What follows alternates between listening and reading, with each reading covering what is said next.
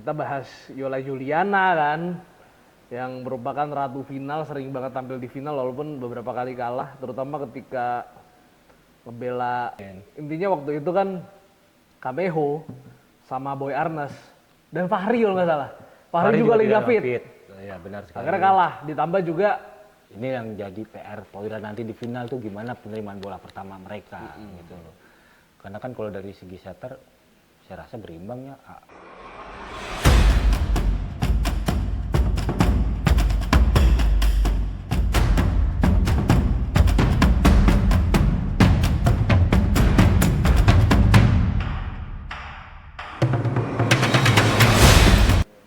Assalamualaikum Holimania, kita ketemu lagi di Bincang Voli Adsportase yang kita juga ngelanjutin episode yang kemarin. Kalau kita pada episode yang lalu, yang sebetulnya tag-nya di hari yang sama, kita ngomongin masalah yang menimpa Megawati. Kali ini kita mau preview final, Mas Bogi. Gimana Mas Bogi? Partai puncak ya? Iya betul, Putri partai puncak. Popsipo lawan Pertamina. Ya, dan gue lupa memperkenalkan diri gue Danes nih, Mas Bogi gitu ya. Jadi udah lama nggak podcastan juga, kita podcastan lagi dan langsung menghasilkan 2 episode. Nah ini final pertama, kita bahas Putri dulu kali ya. Ya.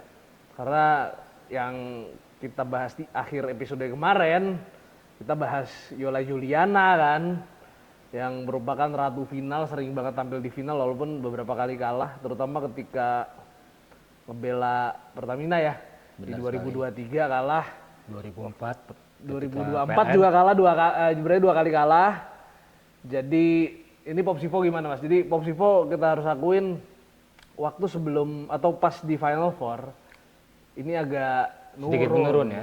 Karena walaupun Madison sama, nah ini yang gue bukan bilang masalah, tapi Jas Mruzik ini kan bisa dibilang pemain yang di LOVB dibilang jago banget, ya biasa aja lah sebetulnya, rata-rata aja, dan dia nggak pernah masuk squad AS di VNL, atau kalau masuk squad dipanggil doang tapi nggak dimainin gitu kan.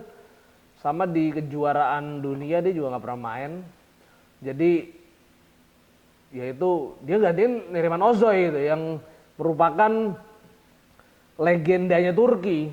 Jadi ini jelas di sini nurun kan ya. Terus ada juga Madison Rizal yang walaupun oke, tapi ya sebetulnya ya belum konsisten ya. Belum konsisten juga gitu loh. Nah ini lawannya adalah Enduro yang udah lolos duluan. Yang kemarin di pertandingan terakhir kalah ya lawan Popsipo ya. Kalah dan yang akhirnya membuat mereka atau Pertamina bukan seolah-olah sih, pada akhirnya dalam tanda kutip ngajak Popsipo ke final. Benar. Jadi ini tanda kutip ya, bukan ngajak beneran ya, tanda kutip, dalam tanda kutip ngajak Popsipo ke final. Nah ini kalau ngelihat Pertamina yang lumayan gacor di Final Four, walaupun Final Four tuh seru ya, semuanya saling mengalahkan, tapi pada akhirnya Pertamina yang punya Jordan Thompson lolos ke final duluan ngadepin Popsipo. Nah ini kira-kira gimana Mas besok Mas? Ya tentunya pencipta voli Indonesia ya, terutama Putri pengennya pasti Pertamina lawan Petrokimia. Iya, karena ada Mega di situ, ada Julia Sangyakomo juga yang udah mulai sangat populer ya di voli Indonesia, betul. Ya disayangkan ternyata tidak cukup bagi Gresik Petrokimia untuk bisa dapat tiket ke final. Ya Mega pun juga tidak bisa memperkuat Petro sejak awal Final Four kan. Iya betul. Walaupun dia bergabung ketika Final Four kan dia kondisinya cedera. Dia Final Four ketiga ya baru bisa main ya. Pekan ketiga ya. Kalau nggak salah pekan ketiga deh. Pekan kedua. Pekan kedua terakhir kalau nggak salah ketika lawan Pertamina kan. Oh iya benar. Ketika Petro sudah unggul 2-0 duluan, akhirnya kalah 3-2 dari Pertamina. Oh iya benar. Benar. Nah sementara Pertamina walaupun di laga terakhir agak menurun ya, walaupun kata orang dibilang itu mereka melepas atau segala macam dengan tuduhan kurang sportif atau segala macam. Nah itu emang hak dari netizen untuk mengatakan. Tapi masalah kalau nggak ada buktinya ya tapi percuma. kalau nggak ada buktinya juga percuma kan. Percuma, lu mau ngapain kalau keluar-keluar nggak ada bukti gitu. Kalau saya pribadi sih bilang ya setiap tim ketika sudah masuk Final Four, sebenarnya nggak hanya Final Four pun, ketika reguler pun ya kita jangan bergantung kepada tim lain untuk bisa mendapatkan tiket final. betul. Kita harus berjuang sekuat mungkin. Ya, itulah yang ditujukan oleh ke Pertamina ketika dia sudah tertinggal 2-0 oleh Petro dan mereka mau bangkit dan menang 3-2. Begitu juga ketika mereka kalah 3-2 dari Elektrik PLN, mereka sempat juga tertinggal 2-0 kan? Iya. Tapi mereka bisa menyamakan skor 2-2 walaupun set kelimanya akhirnya kalah. Setidaknya ini mereka menunjukkan bahwa ya gue nggak mau bergantung dengan tim lain untuk meraih ketinggalan. Gue harus berusaha dulu walaupun pada pertandingan terakhir sebenarnya mereka kalah. Walaupun kita lihat mereka juga tidak terlalu ngotot ya. Karena menurut saya wajar mereka tidak ngotot karena apa? Tiket final gue udah dapat. Nah, iya benar kan. Nanti gue puncaknya lagi gue ngotot ya di final. Karena apa? Ngapain gue ngotot di partai terakhir tapi nanti arti klimaks di partai puncak. Itu yang akan merugikan. Mungkin mereka juga akan berpikir Proliga seperti itu. Iya, Proliga juga sering kan kejadian dia seperti itu. tancap gas. Nah, makanya kan sebetulnya nggak hanya pada Pertamina, Lavani pun terang-terangan seperti itu. Bahwa pihak manajemen dengan pelatih diskusikan ini gimana partai terakhir. Kita udah dapat tiket final, apakah kita tetap mau jor-joran di 2 laga terakhir atau enggak. Ternyata kan Vives memilih akhirnya tidak kan. Mulai partai kelima dia mainkan pemain lapis kedua gitu loh. Walaupun ketika lawan Bayangkara terakhir pemain asingnya tetap main walaupun hanya cameo lah. Hanya numpang lewat doang mainnya gitu loh. Ya jadi waktu final di Indonesia Arena yang putra ya Mas ya. Itu kan bisa dibilang sekali main dimana ya final Proliga dari dulu sekali main. Selalu Tapi main. intinya waktu itu kan Kameho sama Boy Arnes dan Fahri kalau nggak salah. Fahri juga Liga Fit. Ya benar sekali. Akhirnya kalah. Ditambah juga ya waktu itu Numori Keita kan lagi gila-gilanya tuh. Nggak bisa di stop dan defense-nya Reza pertama bilang di hari itu lagi bagus banget tuh. Tengah hanya defense, resepnya juga bagus. Ya ketika itu kan Lavani Boy cedera. Walaupun sempat dibilang pemulihannya juga lumayan tapi akhirnya tetap di final agak riskan karena akhirnya tidak dimainkan.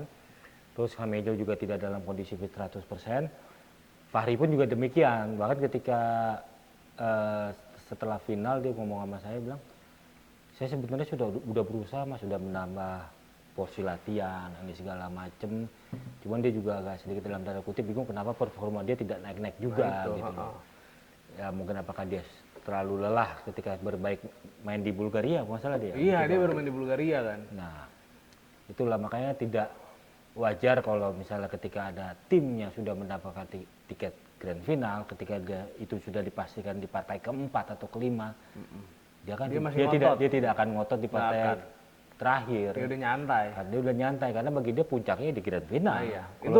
Itu loh. Menurut gue itu salah satu kelemahan final yang cuma digelar sekali ya. Iya. Karena ketika lu final digelar sekali ada yang nggak fit atau ada yang out of perform atau performanya nggak keluar, itu ya udah, lu kalah selesai lu gak juara. Tapi kalau kayak di liga-liga Eropa atau Korea, Jepang juga ada yang best of 3 kalau di Jepang, Korea pakai best of 5, Turki itu semifinalnya pakai best of 3 tapi finalnya pakai best of 5, terus Itali dari 8 besar sampai final itu best of 5 semua. Ini intinya jadi membuat ketika lu ada nggak fit atau lagi jelek di game 1, lu bisa coba lagi di game 2. Bisa lagi di game ketiga. Iya, kalau pakai best of 5. Tapi kalau pakai best of 3 ya minimal. Kalau best of 3 berarti udah kalah sekali. Game 2 udah nggak boleh kalah lagi kan. Nggak boleh kalah lagi. Ya, jadi intinya paling nggak kalau best of 3 atau best of 5 kalau kalah di game 1 itu masih bisa coba lagi. Tapi ya udah ini sistem Proliga yang harus diterima, apalagi liga-liga Asia Tenggara kan sebetulnya kayak gini, hampir semuanya kayak gini. Iya, makanya kan kita tidak bisa juga menjudge bahwa Pertamina nggak fair, Lavani nggak fair di pertandingan terakhir, ya nggak juga gitu loh. Karena mereka berpikir ya puncak gue di grand final, ngapain gue habis-habisan di 2 partai terakhir sementara gue tiket grand final sudah dapat gitu loh. Sebetulnya kalau kemarin kita lihat di putra ya terutama, yang diuntungkan itu adalah sebenarnya Palembang Bang Sumsel. Iya. Dalam tanda kutip ya, andai saja dia menang kemarin sama Bayangkara, dia lebih santai, terakhir ketemu sama Thor. Oh iya bener. Gitu. Tapi sayangnya kalah. Tapi sayangnya kalah kan sama Bayangkara 3-0. 3-0 betul. Dan terus saya sendiri kaget bisa kalah 3-0, anti klimaks banget gitu loh. Berbeda ketika pertemuan final four pertama mereka bermain sangat Spartan, bisa mengalahkan Bayangkara dengan skor 3-2 secara dramatis. Tapi ketika pertemuan kedua, mereka justru benar-benar jadi lumbung poinnya Bayangkara kemarin, kalah 3-0. Bayangkara bermain menggila gitu loh. Ya. Dan intinya ini adalah sebetulnya dua final yang cukup klasik ya. Pertamina lawan Popsivo 2019, lo tau sendiri lagi gimana drama aja ya. Udah 13-6 ya Mas ya? Ya. Pertamina unggul. Ya, Tiba-tiba kebalap jadi 16-14. Itu apa yang menyebabkan waktu itu? Walaupun komposisi pemainnya udah beda semua sekarang. Ya. Cuman apa Mas yang bikin kayak gitu gitu. Ya mentalitas ya, boleh dibilang, karena kan final itu bukan pertandingan biasa. Pasti ada segala sesuatu, ada bertambah, semangatnya pasti berbeda, tekanannya pasti jauh berbeda. Makanya tidak hanya siap tidak hanya dari segi strategi, tapi juga dari fisikis segala macam, teknisnya segala macam, mereka juga harus pikirkan gitu loh. Iya, jadi 2019 tuh waktu itu Popsivo pemainnya itu masih ada April. Terus ada Wilda ya. Iya Wilda di situ. Opositnya Elis Basa, Porn pun. Wah ini emang pemain-pemain yang mentalnya. Itu finalnya lawan Pertamina. Oh ini aku dapat bocoran sedikit. Jadi selama reguler dan Final Four, Popsivo itu dia pernah menang lawan Pertamina kan? Iya, Final Four bukannya sekali ya? Final Four bukannya Popsivo ngalahin Pertamina sekali ya? Gue lupa tuh. Enggak, setahu gue selalu kalah. Selalu kalah ya? Selalu kalah ya? Jadi tuh aku nanya ke Wilda. Risco kalau nggak salah itu waktu itu BJP kalau nggak salah ya. Oh yang ini, yang di 2019 maksud lo? Oh iya, gue kira yang tahun ini. Nah, 2019. Iya. Nah ternyata kenapa Bayangkara bisa menang sama Pertamina ketika itu? Ini Popsivo. Nah, Popsivo bisa menang sama Pertamina di final. Kuncinya adalah di BJB. Wilda nelpon anak-anak BJB. Apakah itu Tiara atau gimana?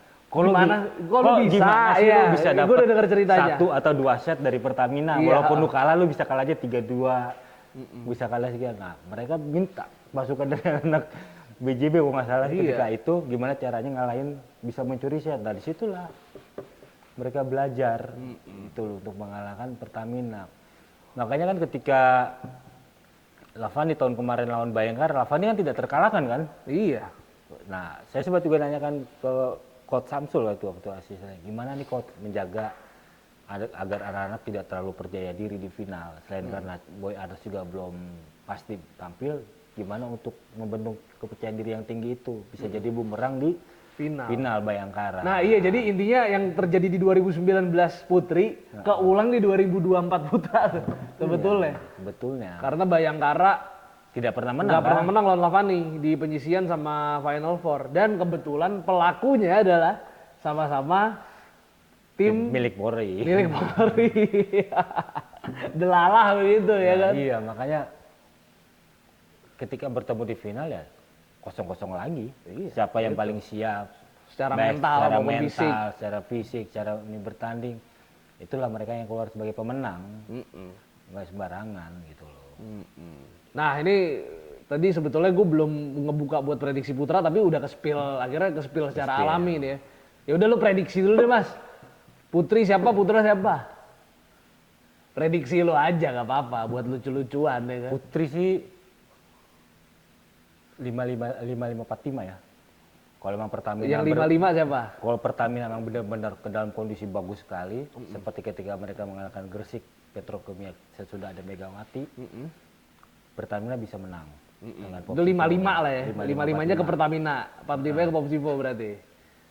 Sementara untuk putranya ya Lavani 55. Bayangkara 45. Bayangkara 45. Karena kan Toyoran sendiri mengakui bahwa timnya tidak seperti konsisten seperti tahun kemarin kan. Terutama dalam penerimaan bola pertama.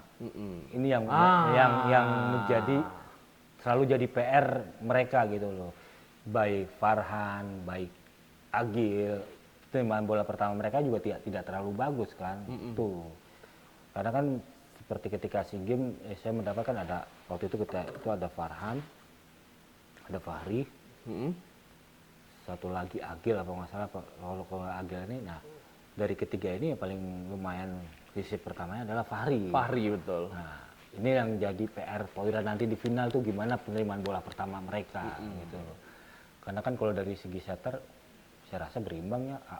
Alvin makin lama makin kesini juga Oh iya, permainannya makin jago. berkembang, makin bagus. Makin jago sih Alvin memang. Dia sudah bisa keluar dari bayang-bayang seorang Nizar. Nizar. Udah gitu dia salah satu setter yang memiliki jump shot yang cukup mematikan. Betul, agresif juga. Di depan dia bisa nyepike, Bisa spike, bisa blok juga. bisa blok. Betul. Itulah yang dari kelebihan akhir. Nah, cuman kan dari segi pemain asing ini, nah, Ya saya Lavani punya sedikit keuntungan Taylor Sanders ya. Taylor Sanders, iya itu legend nih. legend. Di Amerika dia legend. Itu Pemain berpengalaman, dia udah tahu tekanan di final seperti apa, sudah tidak perlu dilakukan lagi. Taylor Sanders itu kelegendannya setingkat Clayton Stanley lah. Dia temen sempet kalau nggak salah di waktu terakhir Amerika dapat emas itu kan Clayton Stanley waktu itu jagoannya kalau nggak salah outside hitternya kalau nggak salah waktu itu Taylor Sanders. Taylor Sanders. Seingat gua agak short memory kalau nggak salah waktu itu Taylor Sanders tuh outside hitternya tuh Taylor Sanders sama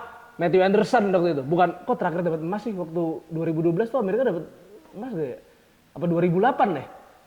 Gue lupa tuh terakhir Amerika dapat emas Olimpiade. Pokoknya terakhir banget Olimpiade 2012 ada Clayton Stanley itu outside hitternya Taylor Sanders sama Matt Anderson masih cukup muda. Sekarang kan Matt Anderson udah aki-aki, tapi aki-aki masih gacor. Gacor, untuk liga kita kan masih gacor banget kan.